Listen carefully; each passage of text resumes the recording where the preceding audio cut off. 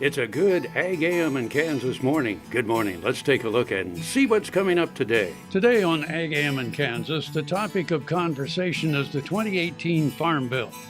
Congressman Roger Marshall launched a district-wide listening tour to hear some of his congressional members' thoughts and concerns. Justin Gilpin with Kansas Wheat, Janet Bailey with Frontier Farm Credit, Rob Maines with Nature Conservancy, and Cindy Hoedel weigh in. Next, we hear from Mykel Taylor and Eric Allen at the Risk and Profit Conference.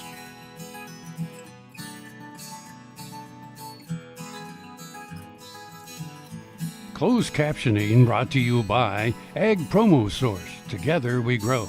Learn more at agpromosource.com.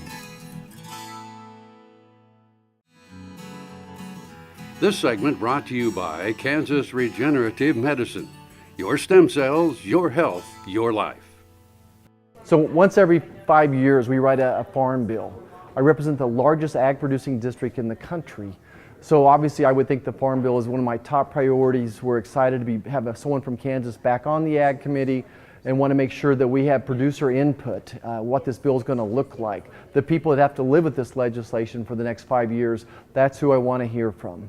I think, first of all, the number one concern I hear from people so far is that crop insurance is the backbone of every farm bill. And then I hear, quite a bit about Title I, which is ARC and PLC payments, and that really it's working pretty good, but maybe a few tweaks would be necessary. But then people often forget that we have CRP in the Farm Bill, as well as food nutrition supplements in the Farm Bill as well. So people describing how important each component of that Farm Bill is to them and their community. I'm here today at the Congressman's listening tour because I hope that there's a way that he can find within the parameters of working on the food bill to help the situation that I've noticed since moving to this area 4 years ago, which is we are a food desert. There's not a grocery store in the county. Since I came here 4 years ago, I've seen a grocery store struggle and fail and close, and I've seen efforts to try to get a store reopened and running into a lot of challenges and hurdles. And I think that it's a sad irony that Congressman Marshall represents the largest ag district in the United States, and it is so difficult to get good food in that district. First of all, I was almost shocked to find out that Cottonwood Falls is a food desert, that they don't have a grocery store here for all practical purpose. They have a convenience store, but they lost their grocery store, I guess, 4 or 5 years ago. And I didn't realize that. I've been through Cottonwood Falls, I bet 7 or 8 times in the past 2 years, and I guess I just never stopped at a grocery store. So throughout my district, throughout the state, throughout the country, we're losing grocery stores, especially in not just in rural communities, but even in inner cities. So there's minimal access to fresh fruits, fresh vegetables, milk, components like that. So, the question is there anything in Washington that we can do about it? And, first and foremost, I want to encourage communities to figure out what to do about it. The best solutions don't always come from Washington, and, I think of visiting Little River and how that community has come together to solve their problems, but they've accessed some loans to the USDA. So there might be some things Washington can do, but really communities need to look inward to solve their own problems.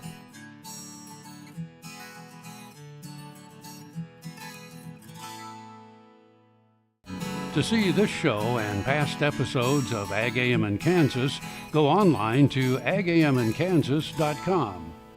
Ag Promo Source is a unique group of marketing specialists with one mission: help your ag business grow. Each affiliate has their own area of expertise, and they work together to bring you advice, products, and services. To get started, visit agpromosource.com. Ag Promo Source. Together we grow. Soil is the life of a farm, and for 25 years, SureCrop Liquid Crop Nutrition has helped growers produce abundant quality crops while preserving and improving the soils they steward. SureCrop offers complete soil and plant analysis with cropping recommendations, delivery direct to your on-farm storage, and quality crop nutrition custom blended for your field. Choose SureCrop for the assurance of excellence for your soil. Call today or visit their website for more information. Next time you see a beautiful field of corn, Reach out and thank the farmers who work tirelessly to raise corn, for livestock feed, renewable fuels, and exports to feed a growing world population. The farmers on the Kansas Corn Commission work for Kansas Corn with grower-funded checkoff dollars that support foreign and domestic market development, research, promotion, and education to expand opportunities for Kansas farmers. To learn more, visit kscorn.com. Tarwater Farm and Home has been family-owned and operated since its beginning in 1978. What you need for farm and agriculture, lawn and garden, clothing and footwear, and so much more. You'll be surprised at what you'll find in this huge store.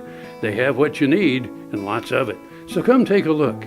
You'll discover that customer service is first and foremost. Always has been with the Tarwaters. Tarwater Farm and Home, 4107 North Topeka Boulevard. This segment brought to you by Kansas Wheat. Learn more at rediscoverwheat.org. Well, being able to attend the Farm Bill listening session here with Congressman Marshall, it's a great opportunity for us first to be able to thank him for the strong advocacy he's done on behalf of trade and international trade for Kansas commodities. We can't emphasize enough the importance of trade, not just now, but going into the next Farm Bill to make sure that we've got strong foreign market development funding and also market access program funding so that we can have good trade with international partners, because 50% of the wheat grown in the United States has to be exported, and without those export markets and those trade relationships, it can be very difficult for Kansas commodities and Kansas wheat prices. I'm Janet Bailey. I'm with Frontier Farm Credit, and I'm pleased to have the opportunity to bring forward issues that are important to farm credit borrower owners. We are borrower owned, and so we bring forward issues on behalf of the people who do business with farm credit, farmers, ranchers, and agribusinesses. There are three critical issues as we step into the next Farm Bill. One is crop insurance. The viability of that program is really critical as a risk management tool, and that we keep that pool as viable as possible so that we can manage risk and continue to make sure that farmers can plant a crop one more year. Crop insurance is paramount, and that's why we're very adamant about making sure that anything that happens with the next Farm Bill, that there aren't anything that's going to weaken the crop insurance program.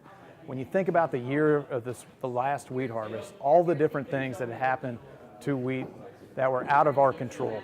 We had drought in areas, we had excess rain in areas, we had a blizzard in the first part of May that impacted the wheat crop, and then we had some of the worst wheat streak mosaic virus outbreaks in west central Kansas that impacted final yields. And so it highlighted the importance of things that are out of a producer's control to make sure that we have a strong crop insurance program to help protect us in those times where we suffer those losses, because it's not just losses of that individual farm, it's the loss of that individual farm incurs that then impacts that rural community. And the ag economy is so important to Kansas that we have to have, when we don't have bushels or we don't have bushels to sell at our local farms, we've got to have some way to have insurance to cover that so that we're not hurting not just our farms but our local communities. Farm credit is an importer of money to rural America. So we get our money through the sale of bonds on Wall Street, and we import that money to rural America. The Farm Service Agency, an arm of the United States Department of Agriculture, has loan guarantees, and those guarantees allow us to put a guarantee under the loans that we write. And that's really helpful, especially for a young beginning farmer or a farmer that may be transitioning, so we can utilize those guarantees in a partnership. That's one piece that we talked about with the Congressman today, and an example of how the pieces work interactively in the Farm Bill. Another part of that, when we talk about partnership, is under rural utilities, where Farm Credit through CoBank, the Bank of Cooperatives, has the authority to lend to many of the rural utilities that serve rural America.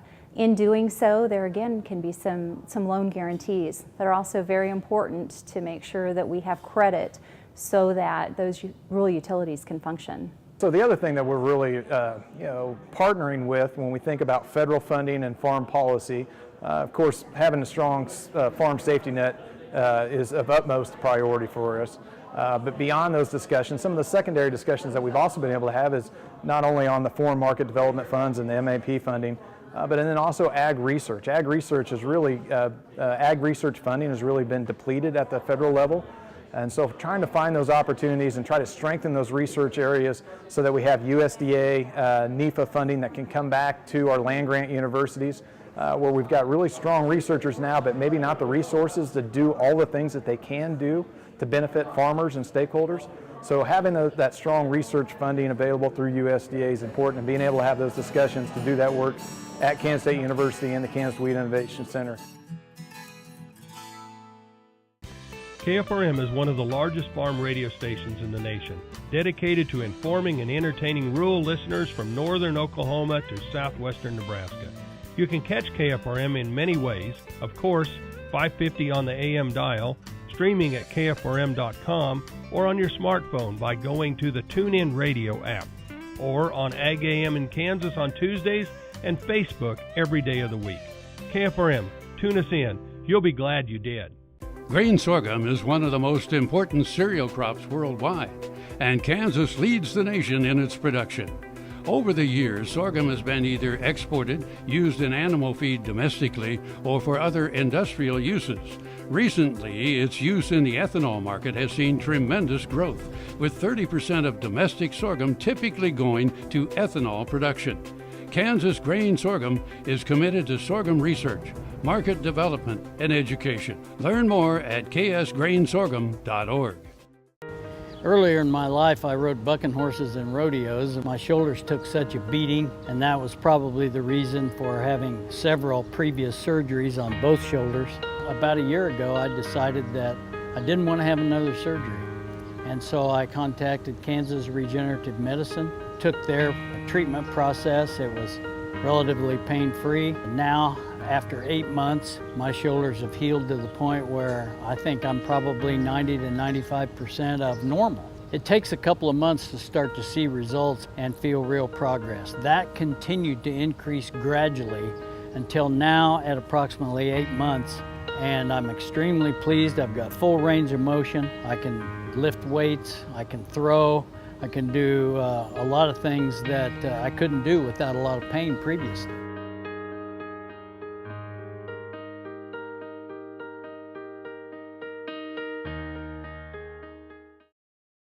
This segment brought to you by Sure Crop, liquid crop nutrition delivered right to your farm. Yeah, I'm Rob Manus. I'm the director of the Nature Conservancy in Kansas, and glad to be here and have an opportunity to visit with Congressman Marshall a little bit about the Farm Bill. In particular, the Nature Conservancy is concerned about the impacts of the conservation title of the Farm Bill, and that primarily because we recognize the intersection between people's livelihoods, economies, a healthy landscape, healthy lands and waters, and our agricultural based economy. And those things, people's health, people's well-being, the well-being of the landscape and our economy are all inextricably meshed. And under the Farm Bill, they don't come together any more poignantly than under the conservation title, where we have programs that are designed to protect the health of the landscape, the intactness of our native prairies like the Flint Hills, our clean waters, as well as productive farmlands, productive grazing lands, and productive waters.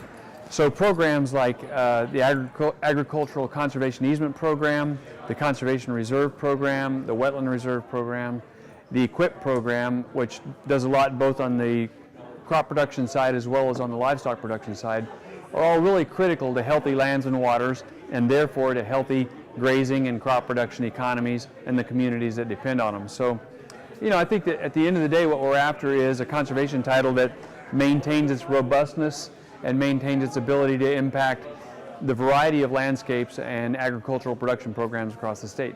Additionally, what is also important is the credit title.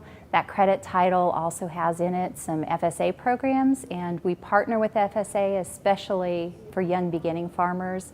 We want to make sure that the next generation of operators are able to enter into agriculture, and that becomes more critical as we see people retire from farming and ranching. So we want those programs to be relevant and accessible so that we can work with FSA. The third element that we brought forward for the Congressman today is on rural infrastructure. We know that rural America sometimes is easily forgotten because we don't have a lot of numbers of people, but we need a connected rural America. We need access to broadband for precision agriculture. We need to be able to use the internet and to use cellular technology. That's what our rural electric companies and cooperatives use to operate. We also need rural water systems, and we need to be able to get our products to market. So rural infrastructure is also a critical component. Funding has been reduced in general for the conservation title, and we recognize that when fiscal times are tight, everybody's got to take a little bit of the pain. Our position is we need to maintain a robust conservation title anyway. Some specific programs like CRP have diminished some. We think that the CRP, the Conservation Reserve Program, remains important, particularly in the western two-thirds of the state. And it is responsible for a lot of good things, like the fact that the lesser prairie chicken is not listed under the Endangered Species Act is owed largely to the Conservation Reserve Program. It's a good expenditure of my tax money. It also has resulted in some healthy waters. The ASEP programs, the easement programs, have allowed a lot of producers to maintain or expand their ranching operations when they would not have otherwise. So there's just a lot of good that comes out of these programs. And the EQUIP program, as it's titled, the Environmental Quality Incentives Program, is one that has allowed producers to improve the environmental outputs of their program. So maintain the number of head of cattle they're grazing, improve their water quality, or improve the quality of their forage in the plant community from an ecological standpoint as well. So conservation title is a really important program, I think, to all Kansans. Frankly, because a lot of the NRCS staff are so busy with the multiple programs they're trying to administer, sometimes it can be difficult for a local producer to find out through his local NRCS contact what's changed or what's available. It takes some research on their part. And conservation organizations like ours or the Ranchland Trust of Kansas, we're happy to help them ferret those out. So if they contact us, we'll help them find the conservation programs that will fit them as well. Well, I think that they can call us, they can write us, if they get on any of our social media, Facebook's messaging, my staff is reading Facebook messages, they're taking phone calls, so if you would just Google Roger Marshall, Congressman from Kansas, you can access us through social media and let us know what's important to you when it comes to agriculture and the Farm Bill. Brought to you in part by the 65th Annual Eskridge Labor Day Rodeo, September 2nd and 3rd. If you love rodeo, mark your calendar right now for the 65th Annual Labor Day Rodeo in Eskridge, September 2nd and 3rd at 7 p.m. This is entertainment for your whole family, calf roping, steer mugging, barrel racing, and more. Now let's rodeo. Next time you see a beautiful field of corn, reach out and thank the farmers who work tirelessly to raise corn for livestock feed, renewable fuels, and exports to feed a growing world population. The farmers on the Kansas Corn Commission work for Kansas Corn with grower-funded checkoff dollars that support foreign and domestic market development, research, promotion, and education to expand opportunities for Kansas farmers. To learn more, visit kscorn.com. The Kansas Wheat Innovation Center in Manhattan is rediscovering ways to get improved varieties and new genetics in the hands of farmers faster. Grower-led and checkoff-funded research initiatives are bringing about positive change. This grassroots leadership provides a strong voice in Topeka and Washington, D.C. Now is the time to partner with Kansas Wheat in moving wheat forward. Kansas Wheat Commission and Kansas Association of Wheat Growers. Farmers investing in their future and yours. Log on to rediscoverwheat.org. Valley Vet Supply is devoted to providing information and professional quality products at reasonable prices. ValleyVet.com, ValleyVet.com, Valley Vet Supply. This segment brought to you by Kansas Corn. Learn more at kscorn.com. Eric Allen. I'm a retired economist and a landlord. I'm at the 2017 Risk of Profit Conference here at Kansas State University. And we were on the topic of discussing the 2018 Farm Bill that they're in the process of developing. One of the topics that comes up that the Farm Bill is always considered to be like a subsidy, but I think one of the points that I have is that to be a strong nation, you need a strong military, a strong workforce, good land, and you need an abundant food supply. And without an abundant food supply, we run the risk. And as farmers, we want a strong economy. We want an abundant food supply, but since the price of food is set on supply and demand, in order to always produce this strong food supply, we suffer on the price. And so the Farm Bill needs a price support system, not necessarily a subsidy, in order for us to maintain an abundant food supply. Here in Kansas, we need to export about a third of our production, and Mexico has been a big partner, and so has Canada. And of course, we export a lot of products to China as well. And I guess as farmers and agriculture people, we're concerned over the renegotiating some of these trade agreements, which take many years to develop these trade agreements. And this has caused some uneasiness in the market, and it's a little difficult to plan the future. Hello friends, I'm Ernie Rodina. And I'm Dawn Dawson with the Better Horses Radio Show. For over 9 years, we've been bringing the Better Horses Radio Show to markets all across the Midwest. We talk about God, lots about horses. We talk about cows, we talk about horse health, we talk to top trainers, and we even talk about Roy Rogers. We're having a blast with Better Horses Radio Show and would love to take it to a market near you. So visit our website at betterhorsesradio.com and let us or your local radio station know you'd like to hear it in your area. The Better Horses Radio Show is unbelievable. Heinen Brothers, a fourth-generation Northeast Kansas farm family, knows how tough farming can be. Farmers helping farmers. Heinen Brothers Ag, selling and servicing crop protection products, fertilizer, anhydrous ammonia, cover crops, quality aerial and ground application. Call today to learn about our extended term financing program. 800-760-4964. HeinenBrothersAg.com. No matter where, no matter why, the Veterinary Health Center at Kansas State University is committed to providing quality patient care to animals and exceptional customer service to their owners. From routine checkups to emergency and specialty care, our world-renowned specialists and experienced professionals are here to discover, to teach, and to heal. Let us know. How can I help? How can we help? This segment brought to you by Kansas Soybean Commission. Progress powered by Kansas farmers. I'm Mykel Taylor, an associate professor with Kansas State University Department of Agricultural Economics and a farm management extension specialist. And I've been doing quite a bit of research on Kansas land values, trying to track that market because it's been so volatile over the last several years. And what we've seen in the last couple of years is a fall off from our peak in 2014 of overall land values and starting to slide a little bit. And this makes sense if you think about it in terms of the overall profitability of the ag sector and how that affects land values. There is a bit of a lag, but we've been about 3 years into negative net farm income for several regions of the state, and that has started to push down land values. And now we've seen as much as a 17% drop in land values for non-irrigated cropland, about a 5 to 6% drop for pasture, and so an average across the whole state of about a 10% drop between 2015 and 2016. Well, there's not much that you can do about it because it's an overall larger trend, and one of the things that's driving it is a lot of farmers are stepping back from the land market. They're not spending their cash on land because they don't know if they're going to need it as working capital for the next couple of years. So that's one of the drivers of seeing the softening in the land values is that farmers are stepping back from that market.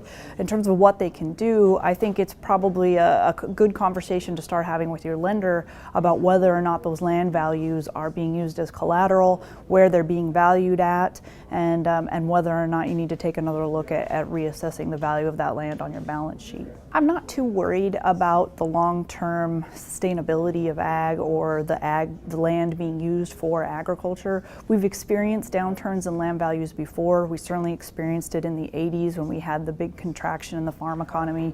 But the land is still going to be used for agriculture, and it really is going to turn into opportunities for the producers who find themselves on the backside of this downturn in a good financial position. They'll be able to pick up land and then grow their operations and keep going. Closed captioning brought to you by Ag Promo Source. Together we grow. Learn more at agpromosource.com.